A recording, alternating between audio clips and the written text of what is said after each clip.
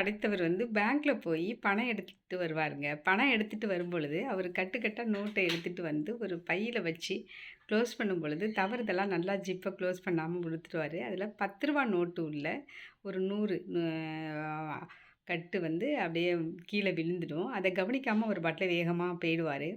அப்ப அந்த 91 நோ ப நோட்டு மட்டும் ஒரு இடத்துல விழுந்துரும். அதுல ஒரு ரூ. 10 நோட்டு மட்டும் பறந்து தூரமா போயிடும்.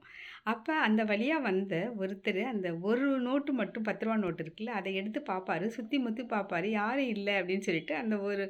10 நோட்ட எடுத்துட்டு போய், அப்பாடா ரூ. 10 கிடைச்சது போயின்னு சொல்லிட்டு, ஒரு கடையில போய் ஒரு டீய வாங்கி குடிச்சிட்டு ஜாலியா போயிட்டுருப்பாரு. அப்பா ரூ. 10 கிடைச்சது இன்னைக்கு டீ செலவுக்காச்சுன்னு.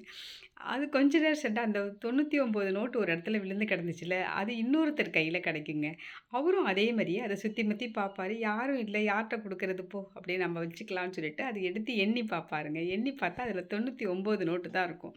அவருக்கு ஒரே மன குலைச்சலாயிடும். 90 இது ஏதோ அப்படியே அப்படியே 100 உள்ள இருக்கணும். இதில 99 தானே இருக்கு. அப்ப இந்த ஒரு நோட்டு எங்க எங்கன்னு சொல்லிட்டு சுத்தி முத்தி தேடுவாருங்க. இங்க தேடுவாரு, அங்க தேடுவாரு.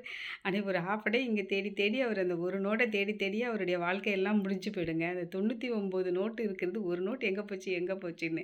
இப்படிதாங்க நம்ம வாழ்க்கையும் இருக்குது. சில பேர் கொஞ்சமா கிடைக்கிறத வச்சுட்டு திருப்தியா வாழ்க்கைய வாட்டிட்டே இருக்கிறாங்க. சில பேர் கிடைச்சத அனுபவிக்காம மேலும் மேலும் என்ன செய்யலாம், எங்க எங்க எங்கன்னு தேடி வாழ்க்கைய கோட்ட விட்டுறாதுங்க. ரசிச்சு வாழ விட்டுர்றாங்கங்க. இதுதாங்க இந்த கதை. இந்த கதை மூலம் நம்மளுக்கு கிடைச்சத வச்சுட்டு இன்பமா, ஜாலியா ரசிச்சு வாழணும் அப்படிங்கிறத இந்த கதை சொல்லுதுங்க. நன்றி, வணக்கம்.